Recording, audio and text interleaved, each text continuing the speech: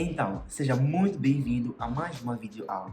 Assim, este vídeo que tu estás a assistir é a continuação de um vídeo que faz parte de uma sequência de 4 vídeos que falam da resolução de um único exercício. É uma aula super recheada, super detalhada, tanto que eu achei melhor dividir em 4 partes para facilitar na compreensão. Então, se tu já viste a primeira videoaula, divirta-se com esta videoaula. E se tu ainda não viste, eu recomendo que tu assistas a primeira videoaula e depois venhas pegar essa segunda parte da nossa resolução. Então, já sabem qual é a condição para nós postarmos mais videoaulas, que é basicamente o vosso feedback em relação aos nossos conteúdos. E é isso. Divirta-se com as aulas. Tchau!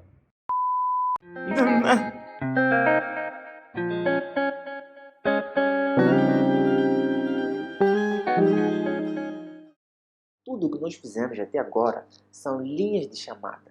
Nada está carregado e nada tem a sua gráfica correta. O que eu quero dizer com gráfica correta?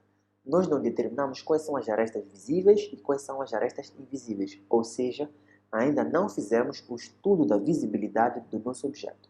E fazendo uma recapitulação, que é para sabermos como é que faz o estudo da visibilidade, eu vou abrir uma exceção. Assim, sempre que nós queremos estudar a visibilidade da projeção horizontal, nós sabemos que temos de analisar a projeção frontal do nosso objeto e olhando de cima.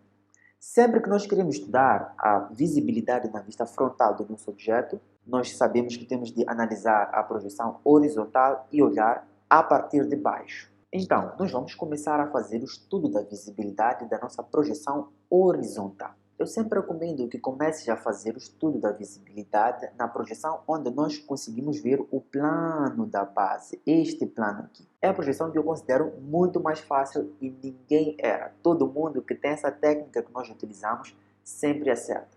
Então, para fazer o estudo dessa visibilidade, nós temos de analisar a projeção frontal do nosso objeto e olhando a partir de cima.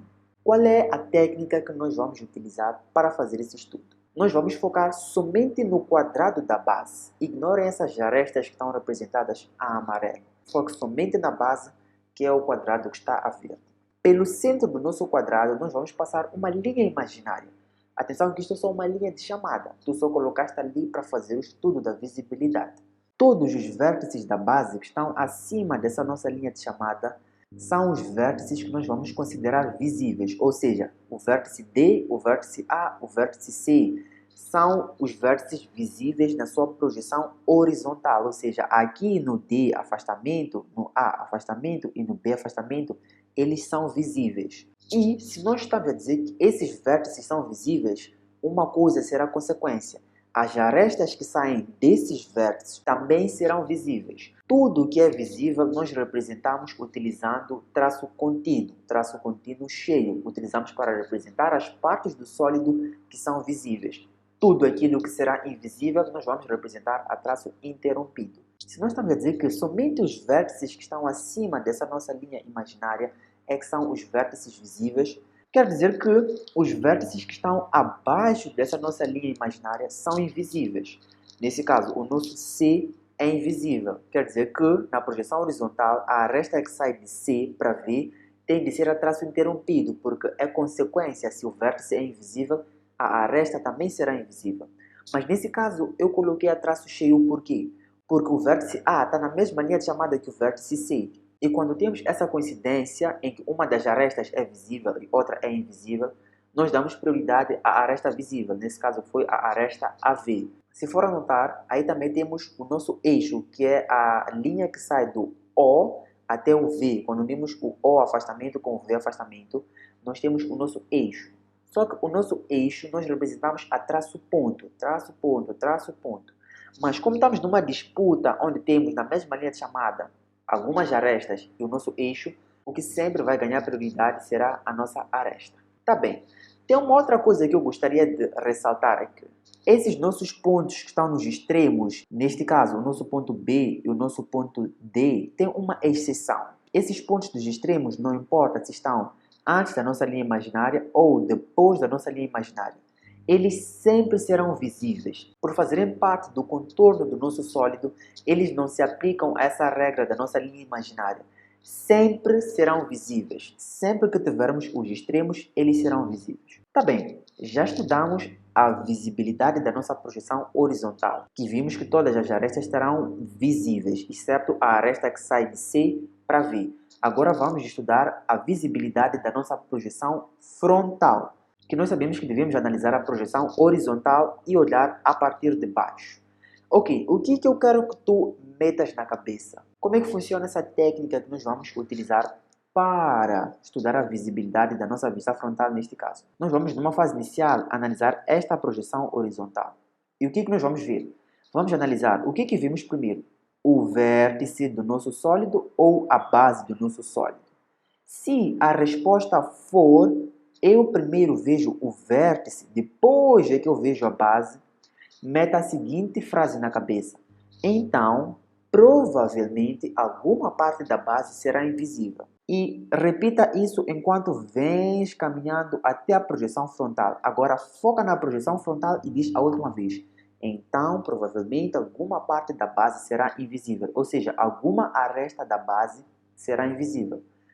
Tendo isso em mente, faz o seguinte. Encontra o vértice principal da pirâmide.